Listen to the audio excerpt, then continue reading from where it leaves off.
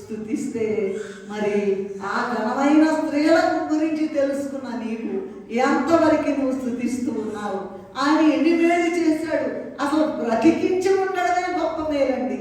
నీ ప్రాణం ఖరీదంటే ఎంత చెప్తారండి? 100 రూపాయలు అంటారా? 1000 రూపాయలు ఉందామా? ఎవరి ప్రాణమైనా? 1,00,00,000 రూపాయలు కూడా రాదండి ప్రాణం. నువ్వు అంతవరకు నా ప్రపంచంలో గొప్ప గొప్ప హాస్పిటల్కి వెళ్ళు, తిరుగు, ప్రాణం రాదు.